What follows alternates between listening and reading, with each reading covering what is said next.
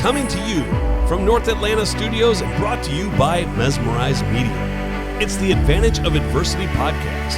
And now, here's your host, Glenn Carver. Hey everybody, it's Glenn Carver. Great to be back with you today. I'm the host of the Advantage of Adversity podcast. And as you know, the mission of this show is to highlight amazing people with incredible stories of moving through adversity in either their professional or maybe in the case of our guest today, personal and professional lives.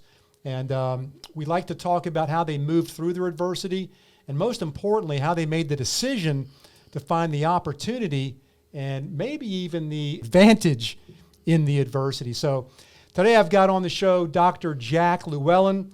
He unbelievable resume. This is going to be a phenomenal conversation. Probably could be 2 podcasts, but we're going to make it into one. But Dr. Jack, he's a world-renowned sports psychologist. He's actually considered the godfather of sports psychology. He's got a PhD. He's the founder and president of the Atlanta-based Center for Winning Performance. How's that for a great title? And I love what he does, and this is what attracted to me immediately to him. He helps world-class athletes quickly recover from adversity. How about that?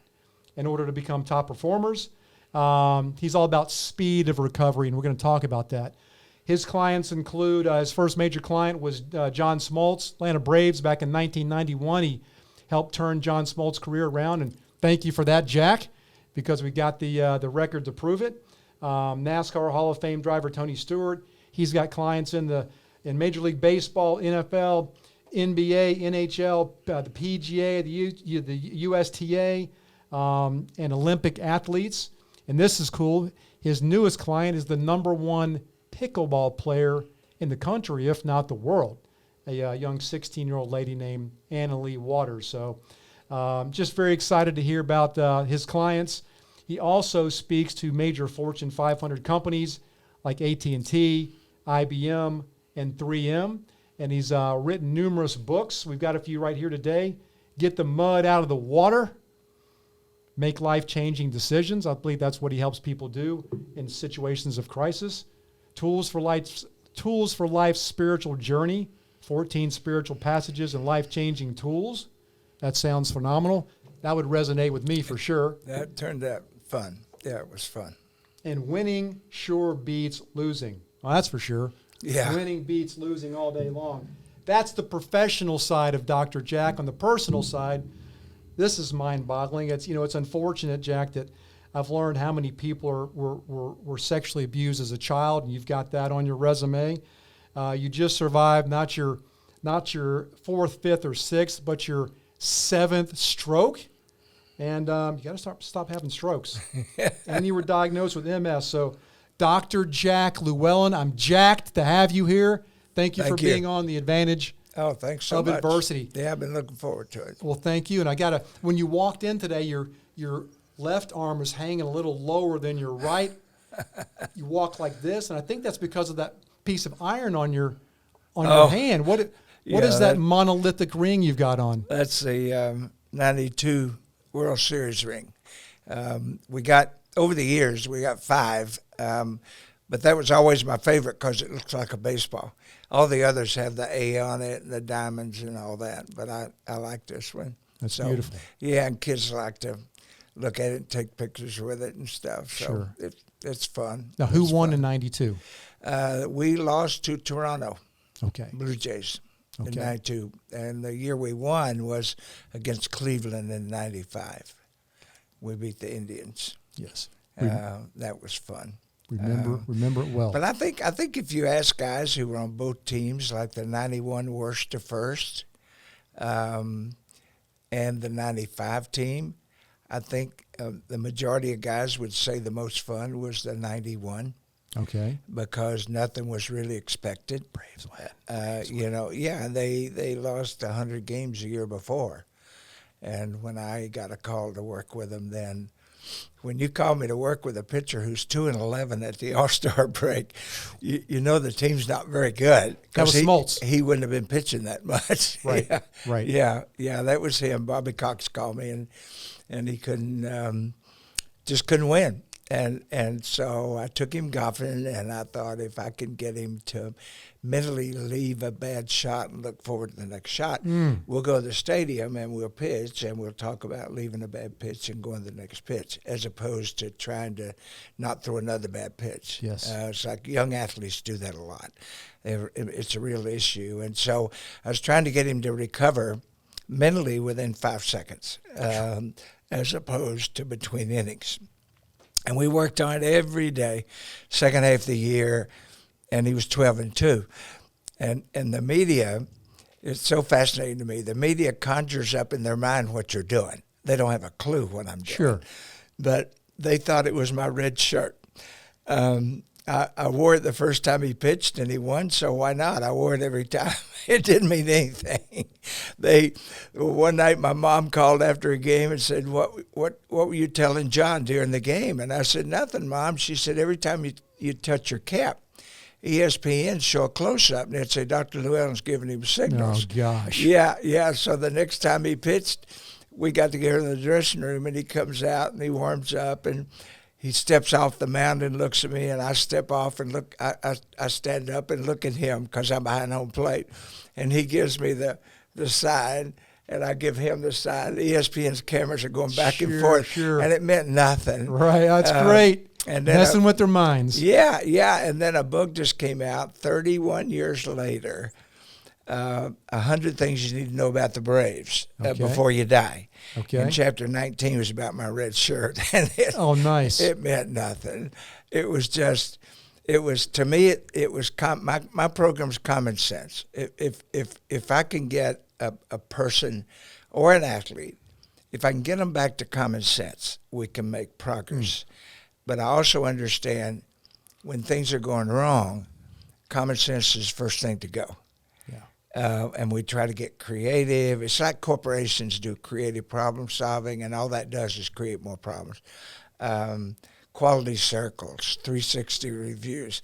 And that's just something that somebody came up at happy hour, I think, because they don't work. Right. They don't work. Let's get life back to common sense. Yes. Be a lot more fun. Well, I love you help people quickly recover from adversity. You know, if I had met you in high school, I might be a professional golfer. I mean, no kidding. I was offered a full golf scholarship. Really? I passed it up because I was good. I wasn't great, but I had issues that you probably could have fixed. How do you help John Smoltz or a world-class athlete in any sport recover in 5 seconds? What's the special sauce, Dr. Jack? Well, it's not. Contrary to popular belief, it's not magic. What I do is recognize people's assets and liabilities, okay? Okay. What are the things that make you feel good about who you are and what you do? And then the liabilities, what are the things that drive you nuts about your life? Yeah. And I build a program around the assets. And because if you're going through a tough time like Smoltz, 2-11, no way in the world you can feel good about that. No. But so what happens, you quit using your assets and you start using all your energy to avoid your liabilities, right? So in the process, you forget your assets sometimes. So I build a program around the assets, and then we look at expectations. What do you expect from yourself? And then I match those up with the assets. Maybe those expectations aren't realistic right now, so let's back them up a little bit to fit your assets, and you get better as you go on. But it's just a fun thing to do. I'm famous for telling people if I'm not going to have fun, I'm not going to do it anyway. I'm in your camp, brother. I'm too old to not have fun every day, and so that's the start of the program. And then as we go on, I recognize every person I work with. I recognize their talent, their physical talent. With this talent, why would you not want to show that talent every day? Sure. Like, to me, talent is a God's gift. You know, where I was born and raised with no indoor water and, lived on a train car for a while and had my first shower when I was 14. You know, but I was blessed with the talent, with a bag of tools to play basketball and baseball. So why would you not want to show those every day? Yes. And have fun doing it. If you don't have fun doing it, walk away, because sport's not who you are; it's what you do. Most people are so much more than sport. It's just what you do. Mm-hmm. Teaches you life skills. Yes. And when I set up the program, my first priority is to incorporate life skills into the mental part of the program. In other words, if I can teach you how to deal with adversity in life, we'll do that through teaching you about recovering from adversity in sport. Okay. The other thing, communications. Sport may be the only venue left where kids have to talk. We're raising a generation of socially awkward kids because of what social media is doing to kids. Yeah, sad but true. Sad but true. Oh, sad but true. Yeah, I have 3 female athletes last year committed suicide. One All-American Stanford catcher who was in the World Series for James Madison. I have a couple kids now who've tried to commit suicide, and it's because I think girls are more impacted than guys by social media. Okay. A guy will just say, screw it, and they'll go on their way. But girls are really more impacted by what people say about them. More emotionally impacted. And they don't talk in school. Yeah. You walk down a hallway in school and 2 kids are texting each other, standing beside each other. It's nuts. So yeah, and so I think we're really putting kids at a disadvantage for when they get out of school. I agree. And so if I can have them in an environment where they have to talk, that's a big thing. Yeah. And so communication is one of the things. How to work in a group. How to be a part of a team, because you've got some sporting things that really are destroying team sports, like AAU basketball. It's a one-on-one sport. I had 2 kids that played AAU, a guy and a girl. They went in the summer of their junior year. They went and played AAU. They came back and both got kicked off their high school teams. Now, just so everybody knows, what is AAU? It's the amateur basketball program for kids. It starts, I don't know, probably 9, 10 years old. And that's where a good example of AAU mentality is Kentucky's not very good the first part of every year. Why? Because the kids coming out from AAU, they don't know how to play on a team. Okay. And then toward the middle of the year, maybe after a third of the year, Kentucky's one of the best teams in the country. Yeah. But you've got to learn to be a part of something. Yes. Growing up. Absolutely. None of us make it on our own.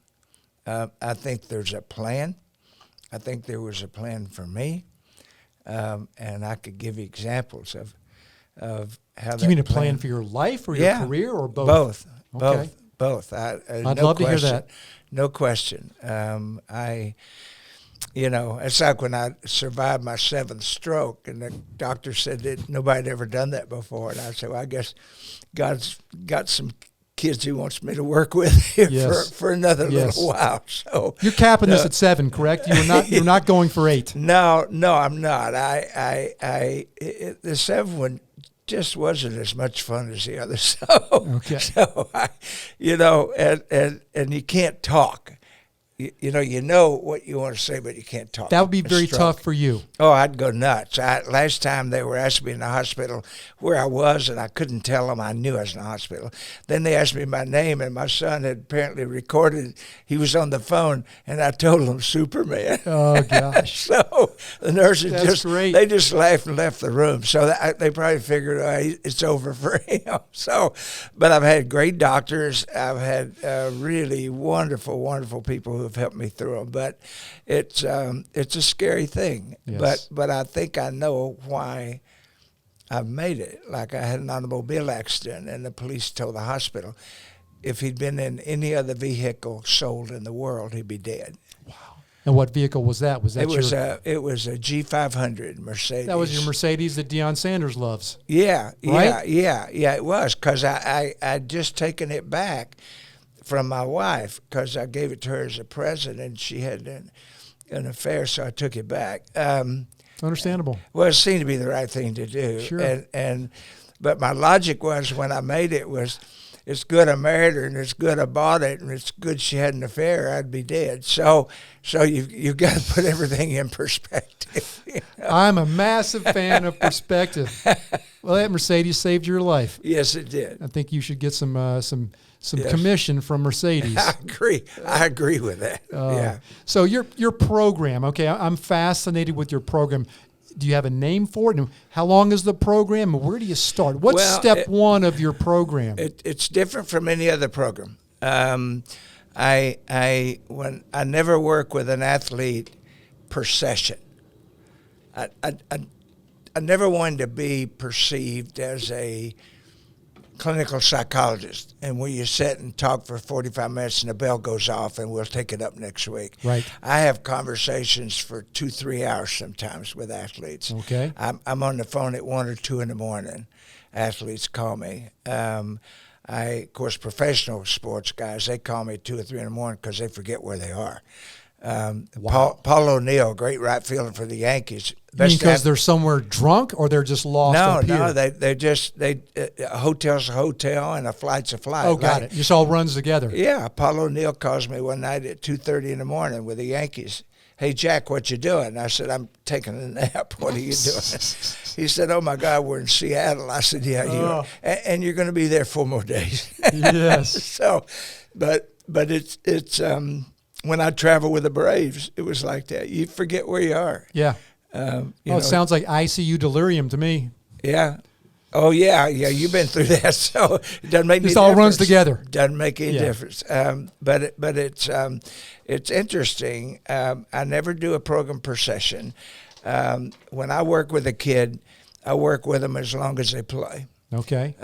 If I start with I had a 14-year-old, giving example. The dad called me. He was at Johns Creek High School. The dad called me, said my son can't throw strikes. So I called his summer coach, who ironically was a Brave Scout. And I knew him well. And I said, tell me about this kid. And he said, there ain't much to say. He walked 14 in 2 innings last time he pitched for. And I said, okay, that's all I need to know. But I started working with this kid at 14. I worked with him through high school. He got a scholarship at Georgia. He was drafted high with the Yankees. And so I've worked with him probably 16 years. Wow.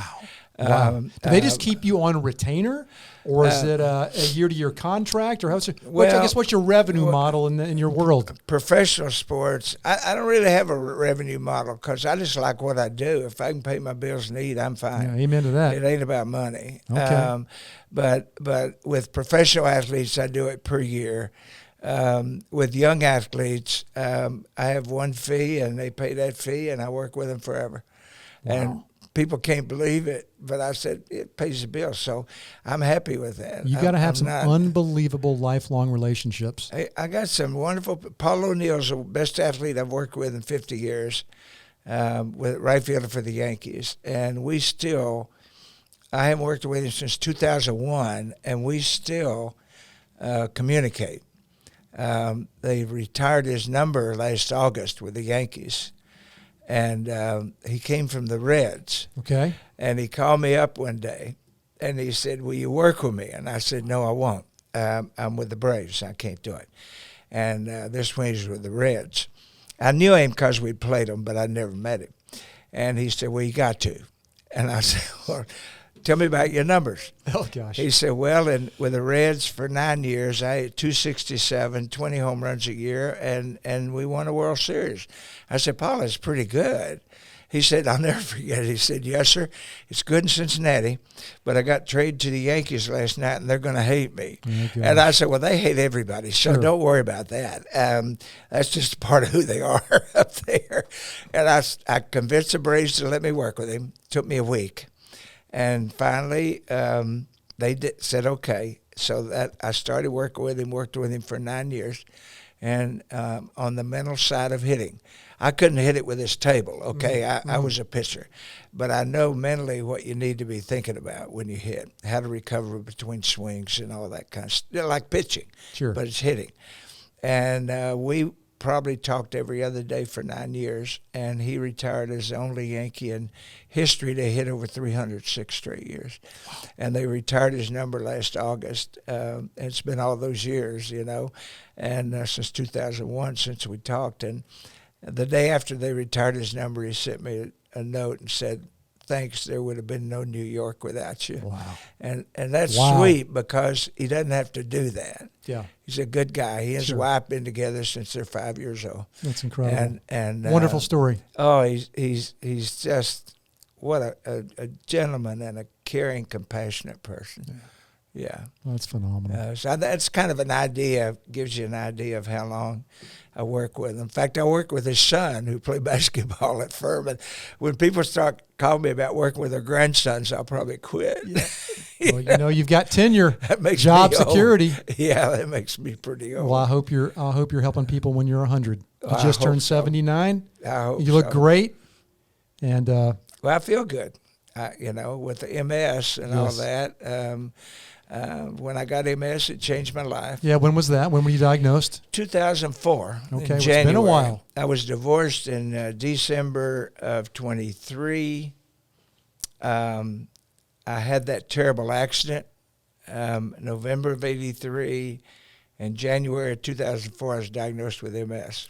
And I thought my life was over. The two worst things for MS are heat and stress. Okay. And that's how I made my living, Yes. being outside, working with athletes. So Bobby Cox, God bless him, really helped me through so many things over the years. And I've never met a more caring, compassionate, giving guy than him. And as you know, he had a terrible stroke. Yes. And he talked to me about going spring training and seeing if we could do it again.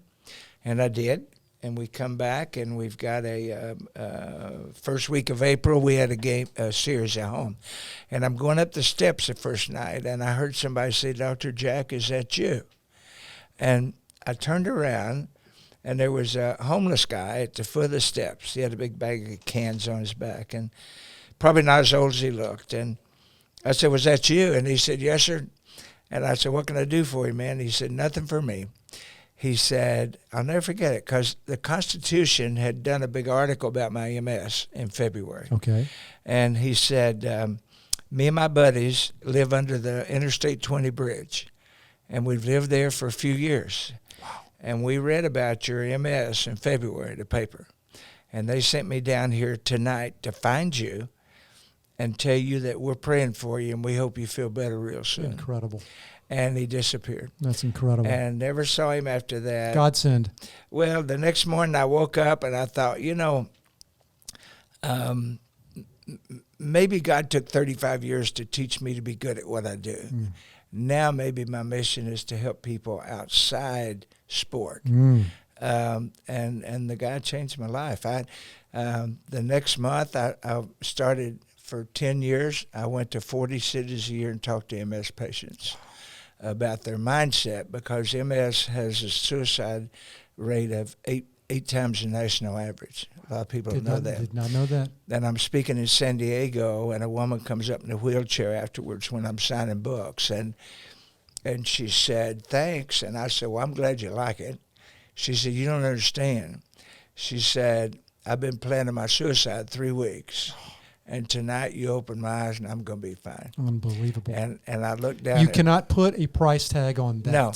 I looked at my World Series ring for the first time ever. I thought, it's just a ring. Life's about touching people's lives. Absolutely. And I had the same thing in Georgia with a group. A lady laughing. I think everybody needs to laugh every day. And I even try to get my cat to laugh every day.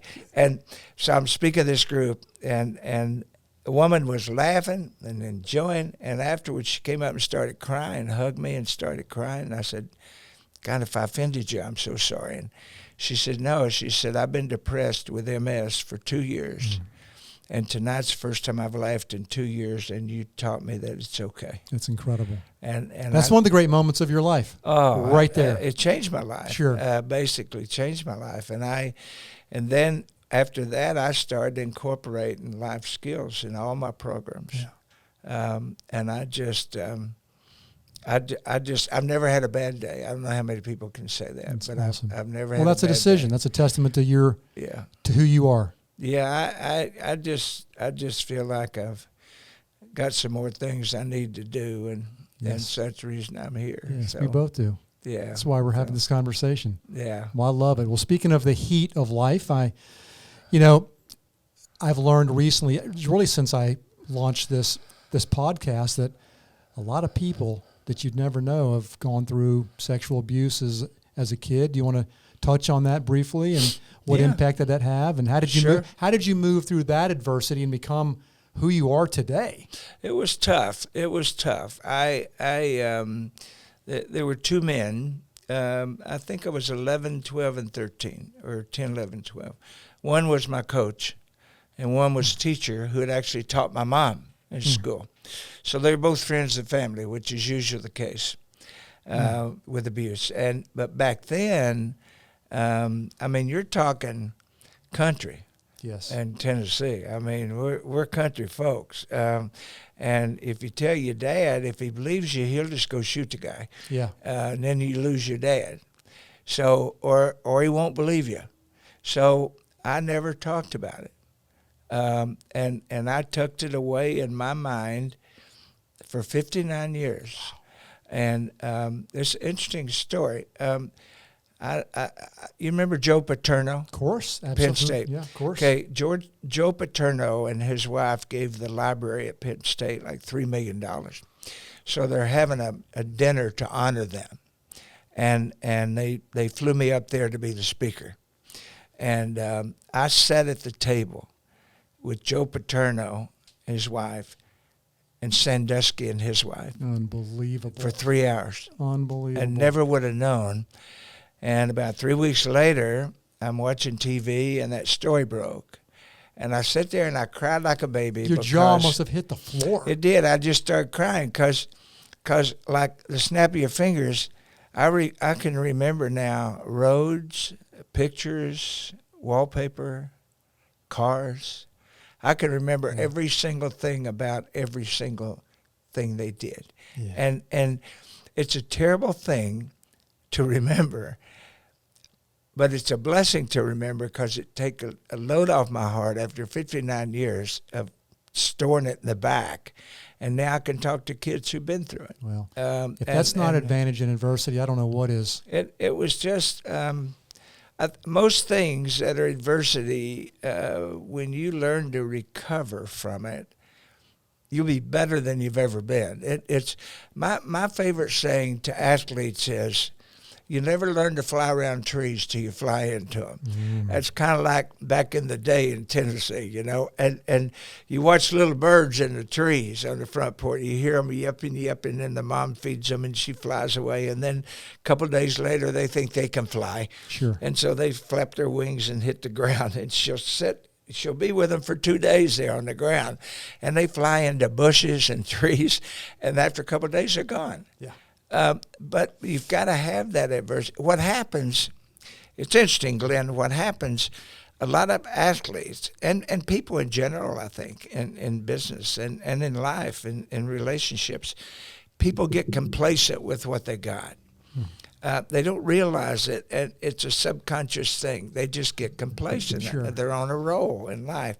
And all of a sudden, it's like I always say, there's somebody around the corner waiting to kick you around. That's right. And then when that somebody happens, or something. Yeah, and then when that happens, it's devastating, and you lick your wounds for a while. But when you come out the other side of adversity, you'll never get complacent again. You'll learn something every day of your life. I'm 79, and I pray that I learn something every day. Yes. And learn from my I learned from 14-year-old kids. And it's fun. It's fun. But adversity is a part of life, and it's a vehicle, I think, that is put in place, probably by God to kick us around a little bit and teach us how to. Did you hear that, folks? Teach us how to live. That's you know, right. and it's a stitch. But I'll give you an example. My number one pickleball player in the world. Okay. Last Thursday in a tournament in California. And this is a 16-year-old girl. Yeah, her record for the last year was 203-3. Good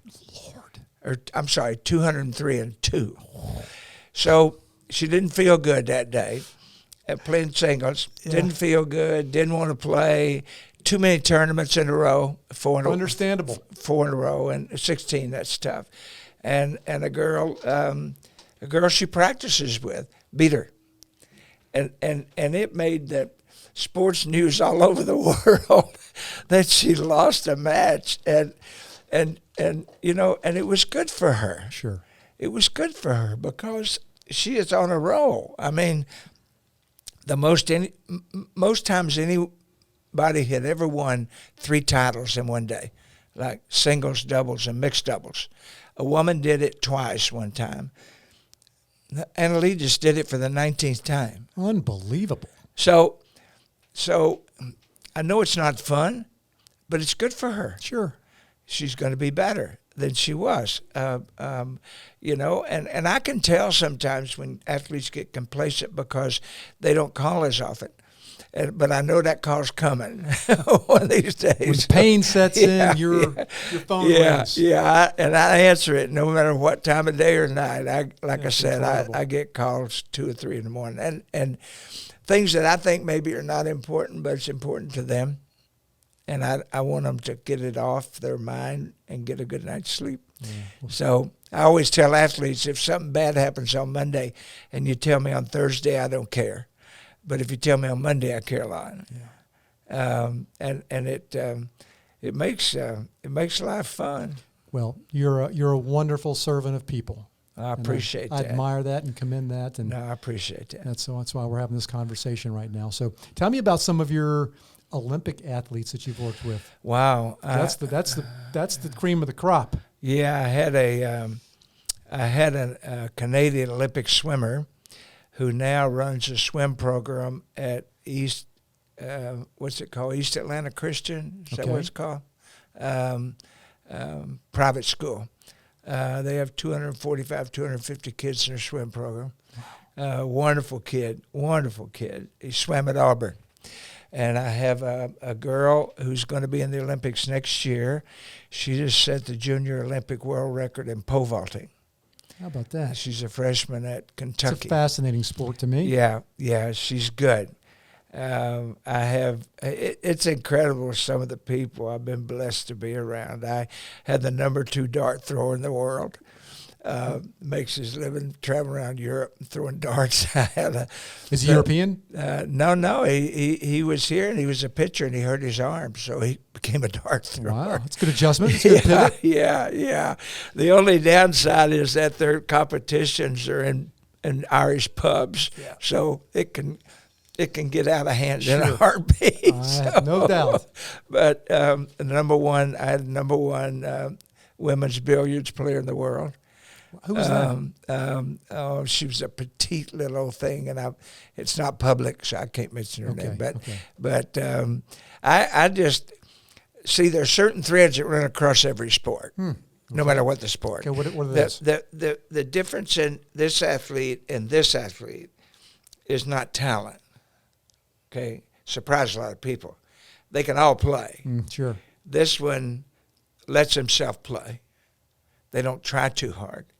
I think I was telling you before we did this that as a pitcher, if you try too hard on your fastball, you lose 5-6 miles an hour. And I told you the story of one I had that went from 94 to 102 in 2 weeks because got him to let himself pitch. And this athlete tries too hard. And this athlete, they not only recover quicker from adversity. They'll recover in 5 seconds, and we talked about this athlete will recover between innings in baseball, and it's the same across all sports. They're little. They sound like little things, but they're very significant things when you're playing, and if you're a former athlete, you understand that. The recovery between pitches, between swings in golf is a good example. Yeah, I couldn't do that. No, it's tough. I had a golfer, and the other thing is these athletes at the top, they recognize their mechanics and they go with those. They don't try to change themselves or let coaches change them. They've got certain mechanics that work with their body type. Other athletes, these down here, are always experimenting, and they're always using technology. Like I had a pro golfer, and I'm out with him on the 5th hole, young guy, and he kept talking about club plane. My club plane's off. My club plane's off. And I thought, my God, if you can get to the hitting position in the golf or a hitting position in baseball, yes. I don't care if you stand on your head. Sure. All that matters is impact. As long as you can get to that position, like Gary Sheffield, shake the bat, but he always got here.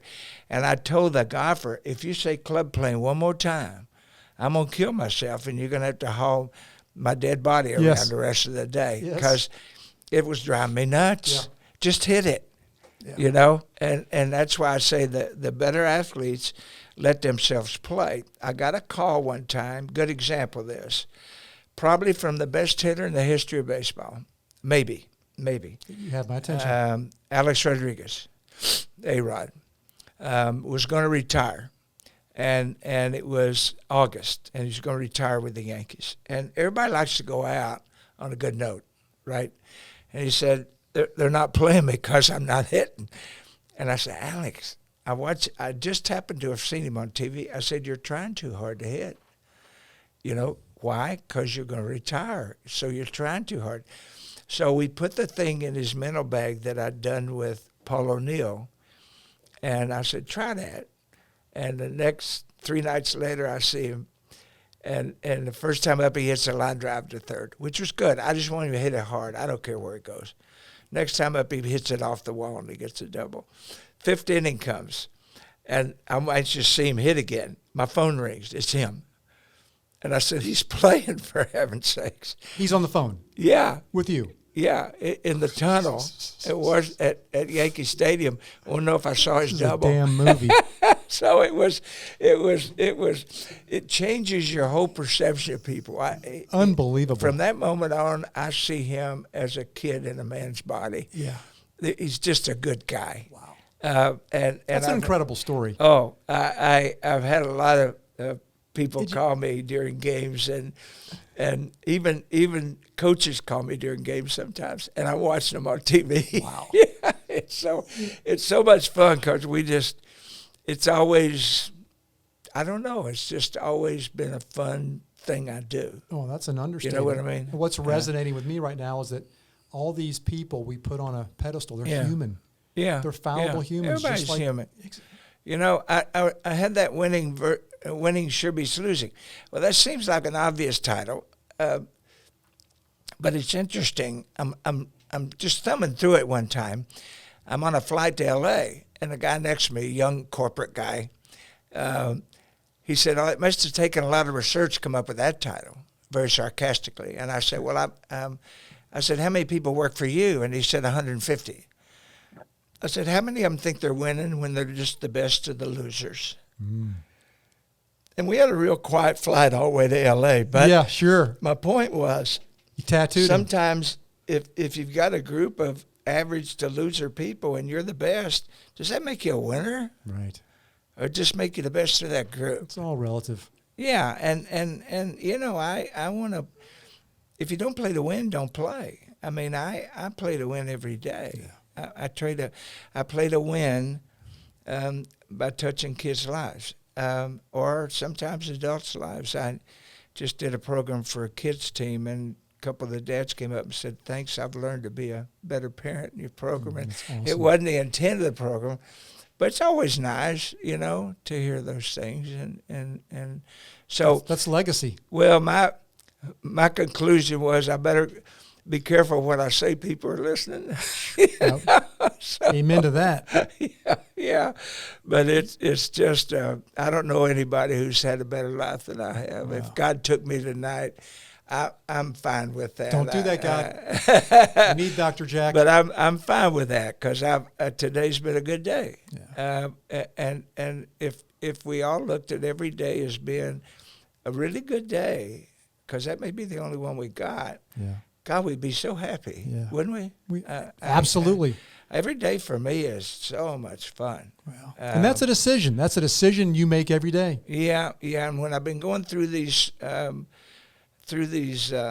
strokes, I called my son the other day, and they won't let me get out, because of the heat. Sure. And I told my son, please come and get me and take me to lunch. And he said, why, Dad? I said, I just caught myself listening to the cat talking to me, and I think I was talking back. Oh, gosh. I need to get out of That's here. good. So, That's good. Yeah. And then he called me that night, and he said, you're not moving. I said, what do you mean? Well, I saw the cat get in your lap and get out, and you're not moving, man. Are you okay? And I said, how you know? And he said, forgot to tell you, I put a camera in your living room. Oh, gosh. Probably a good idea. God bless him. I mean, he just takes incredible care of me, Well, you're blessed in that regard. Oh, I am. I truly am. And when I go place, I tell them I got to get home because they lock the doors at the home at 6:30. So, but it is what it is. And I never think about all those other things. How many people do you know sit around and wonder about dying? And A lot. I mean, it's like the two old guys were sitting on the front porch, old baseball guys, and wondering if there's baseball in heaven. And they made a pact. If one of them dies, they'll check it out and come back and let you know. So one of them died on a Monday. He comes back on Thursday, and his buddy's on the porch, and he said, I got good news and bad news. Good news, they got baseball in heaven. Bad news, you're pitching on Friday. Oh, God. Oh, that's good. That's good. So, I'm a happy guy. Well, that's fantastic. Yeah. That is fantastic. You remind me of, Clint Eastwood's now, I think, 92 or 93, and he says he wakes up every morning and just doesn't let the old guy in. Yeah, I think he's still producing movies. Oh, I love him. I've had to learn a lot of things. I can't drive anymore.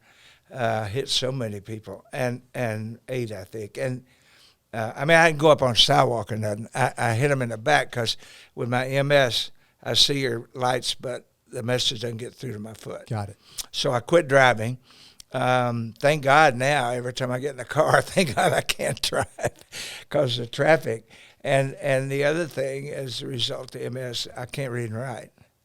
And I had a book in my head not too long ago, and I'm sitting on the town square, and I'm thinking, I got this book in my head, but I can't write.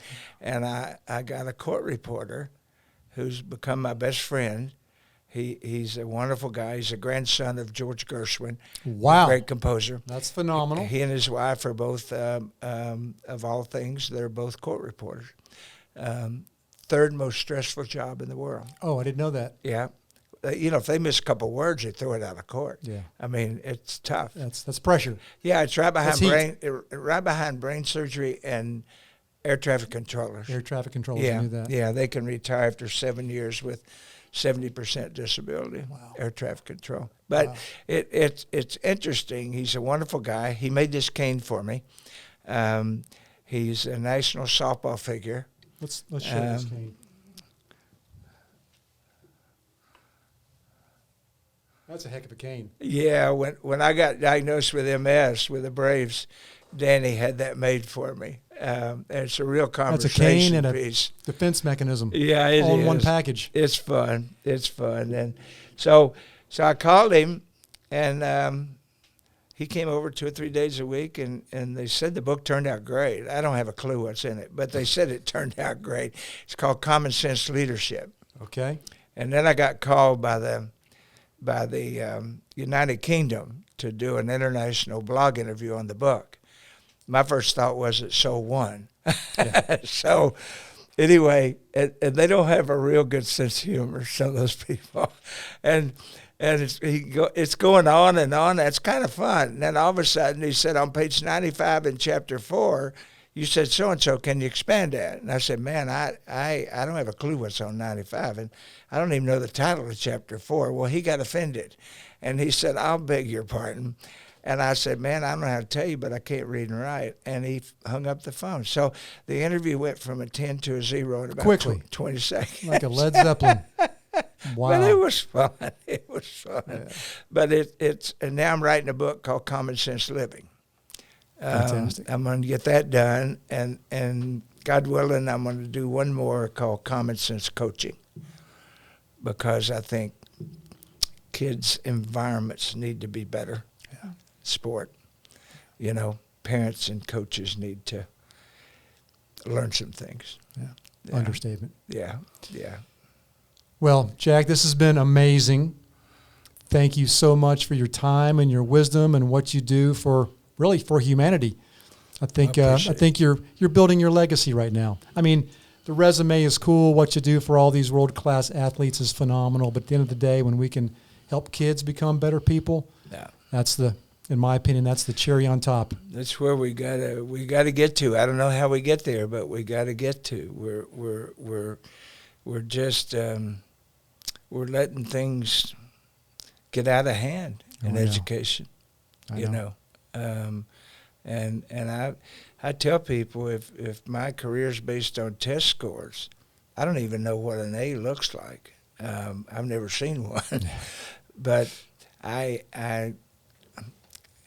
was a very average student, not the sharpest knife in the drawer, but I learned a lot about living, and that's where I think we've got to get back to. Yeah. I think every kid in school, in middle school at least, or high school, should take a course called Life Skills. But I don't see that happening, which is sad. No. Yeah. That's a whole nother rabbit hole we could go down. Yeah, it is. But thank you so much. Yeah. Thank you for your time. Thank you for being here. Folks, what a phenomenal conversation. So grateful for Dr. Jack. I was Jack the whole time we were talking. And I hope that you learned something here. And I would humbly ask, if you love this content, please like and share and consider subscribing and sharing this podcast with your friends and family. And as always, coming to you from North Atlanta Studios, Mesmerize Media. And I hope everyone has a phenomenal day.